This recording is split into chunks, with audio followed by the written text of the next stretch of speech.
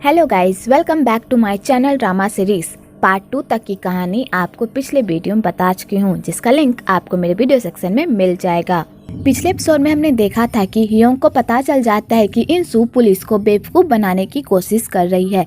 तो ह्योंग को इंसू पर बहुत गुस्सा आता है और वो उसे इंट्रोगेट करने के लिए उसके पास जाता है।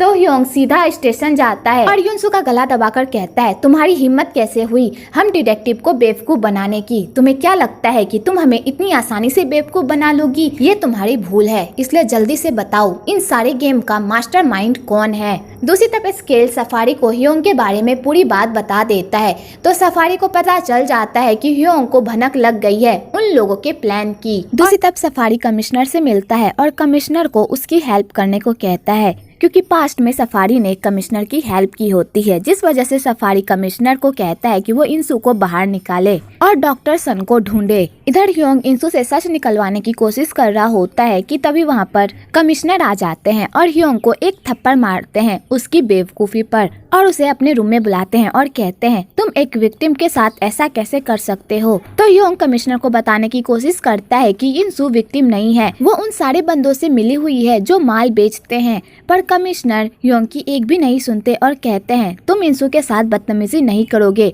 वो इनोसेंट है। कुछ गार्ड को बोलो इंसू की पहरेदारी करने के लिए और तुम लोग डॉक्टर सन्स को ढूंढने जाओ, समझे? तो बेचारे ह्योंग को मजबूरन कमिश्नर की बात माननी पड़ती है। आगे ह्योंग इंसू की तरह रेडी होकर ह्योंग के सामने आती है और ह्योंग को कहती है, हम ये मौका अपने हाथ से जाने नहीं दे सकते। हमें पता है कि इंसू झूठ बोल रही है, तो हमें इसी मौके का फायदा उठाना चाहिए और इस ऑपरेशन को अकेले ही करना चाहिए। तो ह्योंग कहता है, क्या तुम सच में ये करना चाहती हो? तो ह्योंग कहती है, मैं एक पुलिस वाली हूँ और देश को बचाना हमारा काम है, इसलिए मैं ये करना चाहती हूँ। आगे वो लोग उन बंदों को पकड़ने के लिए क्लब जाते हैं और अपनी सारी फोर्स को क्लब के इर्द गिर्द ही पहरा देने को कहते हैं। तो ह्योंग अपने ऑपरेशन पर जाने लगती है। तो ह्योंग कहता है, एक बार और सोच लो, क्या तुम सच में जाना चाहती हो? तो ह्योंग कहती है, हाँ मैं सच में जाना चाहती हूँ और तुम मेरी टेंशन मत लो, मैं ठीक रहूंगी। अगर कोई प्रॉब्लम हुई तो मैं तुम्हें इन्फॉर्म कर दूंगी, टेंशन मत लो। और ह्योंग को किस कर लेती है और कहती है, अगली बार मिंसू की वजह से हमारा डिनर प्लान पूरी तरह बर्बाद हो गया था। एक बार जब ये मिशन खत्म हो जाएगा तो उसके बाद हम दोनों डिनर पर चलेंगे, ठीक है? तो ह्योंग कहता है, ठीक है, और ह्योंग वहाँ से चली जाती है। तो ह्योंग को प्यार वाली नजरों से देखता है और ह्योंग भी। दूसरी तरफ चोई जिनसुक को माल का सैंपल भेजता है। तो जिनसुक को माल का सैंपल बहुत ही अच्छा लगता है। तो चोई जिनसुक को कॉल करता है और पूछता है, क्या तुम्हें माल पसंद आया? तो जिनसुक कहती है, हाँ मुझे पसंद आ गया, फिर चलो डील करते हैं। तो चोई कहता है, ठीक है, फिर तुम क्लब आ जाना, वहीं पर हम दोनों डील करेंगे। तो जिनसुक कहती है, ठीक है। तो चोई सफारी को कहता है, हमें नहीं लगता कि डॉक्टर सन को हम लोग इतनी आसानी से बेवकूफ बना पाएंगे। क्या वो जिनसुक के साथ हमारे साथ डील करने आएगा? तो सफारी कहता है, वो शायद हमारे साथ डील करने ना आए, लेकिन वो अपनी आंटी को बचाने जरूर आएगा, क्योंकि वो अपनी आंटी से बहुत प्यार करता है और हम लोग डॉक्टर सन्स की इसी मजबूरी का फायदा उठाएंगे। दूसरी तरफ ह्योंग उस क्लब के अंदर जाती है तो एक वेटर उसे अपने साथ एक खुफिया जगह पर लेकर जाता है। इधर ह्योंग भी ह्योंग का पीछा करता है और उसके बताए हुए रास्ते पर चलता है। आगे ह्योंग की मुलाकात किम बॉम्ब से होती है। तो ह्योंग किम बॉम्ब का डटकर सामना करती है और उसके सामने ऐसी एक्टिंग करती है कि वही इंसुन है। तो किम बॉम्ब को भी ह्योंग की एक्टिंग पर शक नहीं होता और उसे लगता है कि ये सच में इंसुन है, क्योंकि किम बॉम्ब ने इंसुन का चेहरा कभी भी नहीं देखा होता है। कि तभी किम बॉम्ब को चोई का कॉल आता है। तो किम बॉम्ब उसका कॉल नहीं उठाता, उल्टा अपने फोन को तोड़ देता है। तो इधर चोई सफारी को बताता है कि किम बॉम्ब हमारा फोन नहीं उठा रहा। तो सफारी कहता है, लगता है किम बॉम्ब हमसे गद्दारी करने के बारे में सोच रहा है, पर उसे ऐसा नहीं करना चाहिए था। मैंने उसे बहुत समझाया था पर उसने मेरी बात नहीं मानी। आगे किम बॉम्ब ह्योंग को धमकी देता है और कहता है, जितना भी उसके पास माल है वो सारा माल उसे दे दे, अगर उसने ऐसा नहीं किया तो वो उसे जान से मार डालेगा। तो ह्योंग कहती है, मैं ये माल तुम्हें नहीं दूंगी बल्कि डॉक्टर सन को दूंगी, जैसा मुझे कहा गया है। तो किम बॉम्ब कहता है, तुम लोगों को क्या लगता है तुम लोग मुझे एक चारे की तरह इस्तेमाल करोगे और मैं चुपचाप अपने आप को इस्तेमाल होने दूंगा? अब बकवास बंद करो और बताओ माल कहाँ है? तो ह्योंग माल के बारे में कुछ भी नहीं बताती। इधर ह्योंग को भी किम बॉम्ब के अड्डे का पता चल जाता है, पर उसके अड्डे के बाहर दो बंदे खड़े होते हैं। तो ह्योंग सावधानी से उन लोगों को डील कर ही रहा होता है कि तभी डिटेक्टिव सिन वहाँ पर गोली चला देते हैं, जिस वजह से वो सारे लोग वहाँ से भाग जाते हैं और किम बॉम भी क्योंग को लेकर भाग जाता है। तो बेचारा ह्योंग परेशान हो जाता है और हर जगह क्योंग को ढूंढता है। इधर किम बॉम क्योंग पर शक करता है और कहता है कहीं तुम पुलिस से तो नहीं हो, क्या तुमने पुलिस को कोई इन्फॉर्मेशन दी थी हमारे बारे में? तुम्हें क्या लगता है ये सब करने के बाद मैं तुम्हें जिंदा छोड़ दूंगा? कभी भी नहीं। तो क्यों कहती है मैंने ऐसा कुछ भी नहीं किया, अगर तुम लोगों को मुझ पर भरोसा नहीं है तो मेरा बैग देख लो, उसमें तुम्हें माल का सैंपल मिल जाएगा। तो किम बॉम क्यों का बैग देखता है तो उसे उसमें माल का सैंपल मिल जाता है, तो उसे क्यों पर भरोसा हो जाता है और वो क्यों को अपने साथ लेकर चला जाता है। इधर ह्योंग भी क्यों के पीछे जाता है उसे ढूंढने के लिए, लेकिन उससे पहले ही क्यों वहाँ से चली जाती है और ह्योंग के हाथ कुछ भी नहीं लगता कि तभी ह्योंग क्यों को गाड़ी में जाते हुए देखता है। तो ह्योंग क्यों की गाड़ी का पीछा करता है। इधर किम बॉम जिस गाड़ी से जा रहा होता है उस गाड़ी का ड्राइवर गाड़ी को बीच रोड पर ही रोककर वहाँ से भाग जाता है कि तभी उधर से एक ट्रक आकर उसकी गाड़ी को ठोक देती है और वो लोग पूरी तरह घायल हो जाते हैं। आगे जब ह्योंग उस जगह पर पहुँचता है और गाड़ी की ऐसी हालत देखता है तो वो पूरी तरह परेशान हो जाता है और उसे क्यों की फिक्र होने लगती है। आगे सफारी के बंदे किम बॉम और क्यों को पकड़कर अपने अड्डे पर लेकर जाते हैं और सफारी किम बॉम को खूब मारता है और कहता है तुम्हारी हिम्मत कैसे हुई मेरे हुक्म को टालने की। तो किम बॉम सफारी के सामने अपनी जान की भीख मांगने लगता है। तो सफारी कहता है ठीक है मैं तुम्हारी जान को बख्श दूंगा, लेकिन तुम्हें मेरे लिए कुछ करना होगा। इस पुलिस वाली पर नजर रखो और इसकी हर हरकत की खबर मुझ तक पहुंचाते रहो। अगर ये तुम्हारे कब्जे से भाग गई या इसे कुछ भी हो गया तो मैं तुम्हें जिंदा भेड़ियों के बीच छोड़ दूंगा, समझे? तो किम बॉम कहता है ठीक है मैं ऐसा ही करूँगा। इधर जिन सुक चॉय को कॉल करती है और कहती है डील कहाँ होगा ये मैं तय करूँगी, इसलिए मैं जब तुम्हें मैसेज करूँ तब तुम वहाँ पर आ जाना और मैं तुम्हारा उस होटल में सिर्फ 1 घंटे तक ही वेट करूंगी। अगर तुम 1 घंटे के अंदर वहां नहीं आए तो हमारा डील कैंसिल हो जाएगा।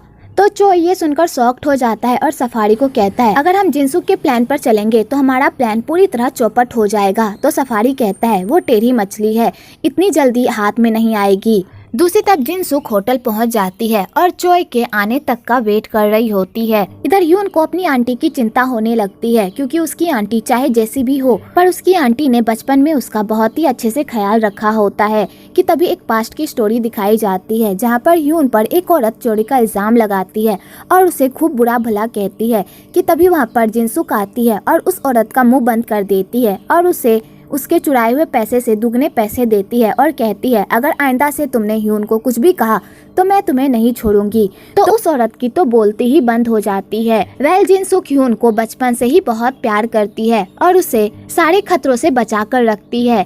आगे जिनसुक को पता चलता है कि ह्यून ने सच में पैसे चोरी किए होते हैं तो जिनसुक ह्यून पर जरा सा भी गुस्सा नहीं करती और कहती है तुमने बहुत ही अच्छा काम किया है, ये दुनिया भले लोगों के लिए नहीं है, अगर तुम्हें इस दुनिया में जीना है तो तुम्हें एक दरिंदा बनना होगा और अपनी लड़ाई खुद लड़नी होगी। आगे जिनसुक ह्यून से पूछती है वैसे तुमने पैसे चोरी क्यों किए? तो ह्यून कहता है मुझे पता है कि तुम्हारे ऊपर बहुत सारा कर्जा है, मैंने इसलिए पैसे चोरी किए ताकि मैं तुम्हारा कर्जा चुका सकूं।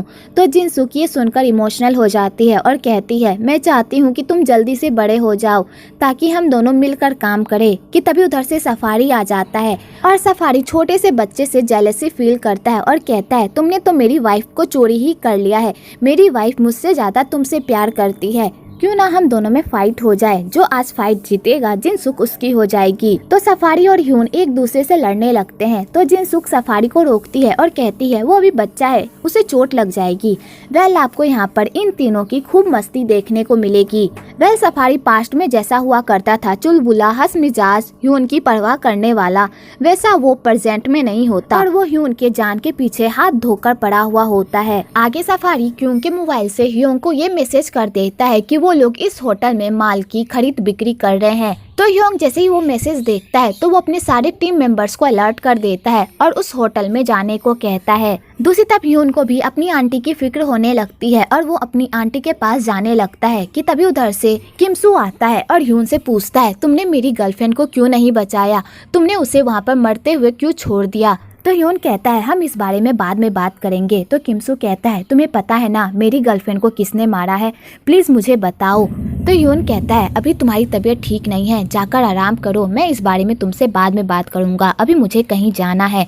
तो किम सू कहता है तुम अपनी आंटी को बचाने जा रहे हो और अपनी आंटी की वजह से अपनी जान को मुसीबत में डालने जा रहे हो। एक बात मैं बता दूं तुम्हें ह्यून, मुझे तुम्हारी आंटी पर बिल्कुल भी भरोसा नहीं है, मुझे लगता है कि वो तुम्हें धोखा दे रही है। तो ह्यून कहता है लेकिन मुझे फिर भी वहाँ जाना होगा क्योंकि मुझे माल चाहिए। तो किम सू कहता है तुम वहाँ पर माल के लिए नहीं बल्कि अपनी आंटी के लिए जा रहे हो, है ना। तो ह्यून किम सू की बातों का जवाब नहीं देता और वहाँ से चला जाता है। दूसरी तरफ सफारी चॉय के बदले अपने एक बंदे को जिन सुख से मिलने के लिए भेजता है और उस बंदे को एक ऑफर भी देता है कि अगर उसने ये काम अच्छे से कर लिया तो वो किम बॉम की कुर्सी उसे दे देगा और किम बॉम जिस पोजीशन पर था वो अब इस पोजीशन को संभालेगा। तो वो बंदा ये सुनकर बहुत खुश हो जाता है और जिन सुख से मिलने के लिए जाता है। दूसरी तरफ जिन सुख उस बंदे का वेट कर रही होती है तो वहाँ ह्यून भी अपनी आंटी पर नजर रखे हुए होता है। तो उसकी आंटी उस बंदे से मिलने के लिए एक रूम में जाती है। तो जिन सुख उस बंदे से पूछती है तुम यहाँ क्या कर रहे हो, चॉय क्यों नहीं आया।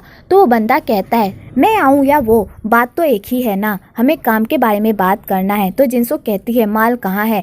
तो वो बंदा माल दिखाने के बजाय जिनसुक के साथ जबरदस्ती करने लगता है। तो ह्यून जैसे ही वहाँ देखता है कि वहाँ कुछ भी नहीं हो रहा तो वो पतली गली से निकलने लगता है। तो सफारी भी ह्यून को जाते हुए देख लेता है तो सफारी का पूरा प्लान चौपट हो जाता है क्योंकि अगर होटल में ह्यून ही नहीं रहेगा तो पुलिस किसे पकड़ कर लेकर जाएगी।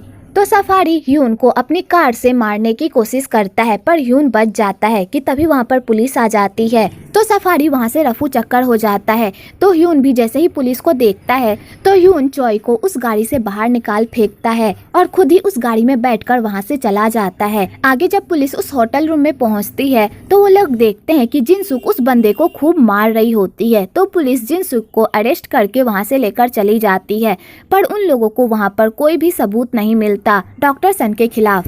ये तभी योंग को याद आता है कि जब वो ऊपर आ रहा था तभी एक बंदा कार से जल्दी जल्दी जा रहा था और योंग ने उस कार में इंसू को भी देखा था। तो योंग स्टेशन कॉल करके पूछता है कि इंसू कहाँ है।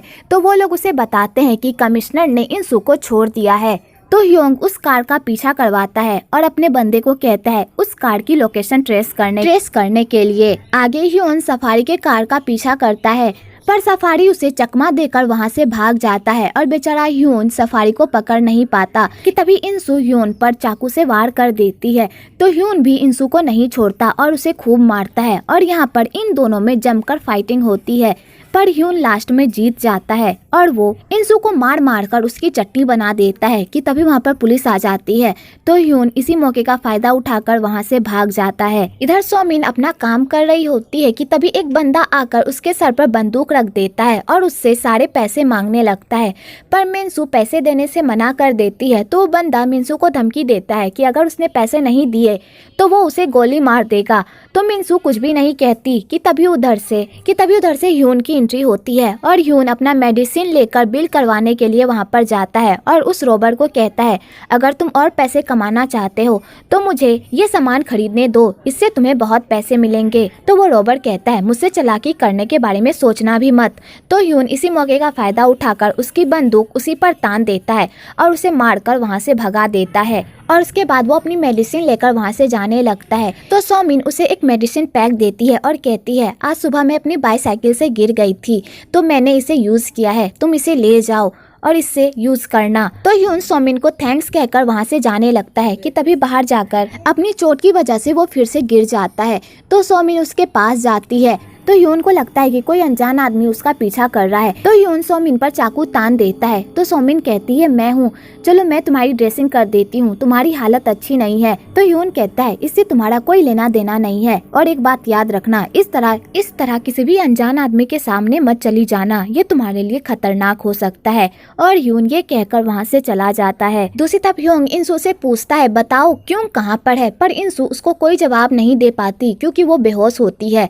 तो वो लोग इंसू को हॉस्पिटल लेकर जाते हैं। आगे ह्यून अपना ट्रीटमेंट खुद ही करता है, पर उसे ट्रीटमेंट करते टाइम बहुत ही दर्द का सामना करना पड़ता है, पर वो अपने सारे दर्दों का सामना करके अपनी ट्रीटमेंट पूरी कर लेता है और किमसू के साथ हॉस्पिटल जाता है इंसू को पकड़ने के लिए। तो इंसू जैसे ही डॉक्टर सन्स को देखती है तो वो पूरी तरह शॉक्ड हो जाती है। तो किमसू इंसू को धमकी देता है कि अगर वो उसके साथ कोऑपरेट करेगी तो वो उसकी जान बख्श देगा, और अगर उसने ऐसा नहीं किया तो वो उसे अभी ही जान से मार डालेगा।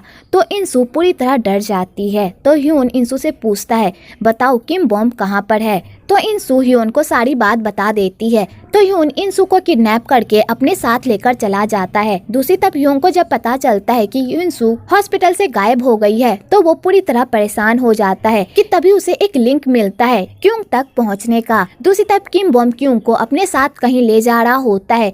तो क्यूंग उन लोगों को चकमा देकर वहाँ से भागने की कोशिश करती है, पर वो भाग नहीं पाती कि तभी उधर से ह्यून अपनी टीम के साथ आता है और दोनों ही टीम में जमकर लड़ाई होने लगती है। तो क्यों उस लड़ाई के बीच से हट जाती है और साइड में खड़ी होकर उन लोगों की लड़ाई देखती है। इधर इंसू अपने आप को रस्सी से छुड़ा लेती है और वहाँ से भाग जाती है। दूसरी तरफ किम बॉम्ब इस मौके का फायदा उठाकर वहाँ से भागने लगता है।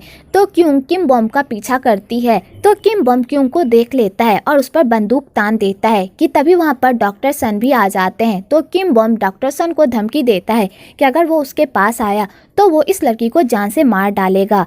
तो ह्यून कहता है, ये लड़की मेरे लिए कोई मायने नहीं रखती, अगर तुम इसे मार भी डालोगे तो भी मुझे कोई फर्क नहीं पड़ेगा। इधर ह्योंग भी उस अड्डे पर पहुंच जाता है और हर जगह क्योंग को ढूंढता है, पर वो उसे कहीं भी नहीं मिलती कि तभी उधर से एक बंदा आकर कहता है वो लोग आगे वाले बिल्डिंग में है। तो वो लोग उस बिल्डिंग में जाने लगते हैं क्योंग को ढूंढने के लिए। आगे क्योंग अपनी चालाकी से खुद को किम बॉम्ब से छुड़ा लेती है और डॉक्टर सन और किम बॉम्ब में जमकर लड़ाई होती है और दोनों एक दूसरे को खूब मारते हैं।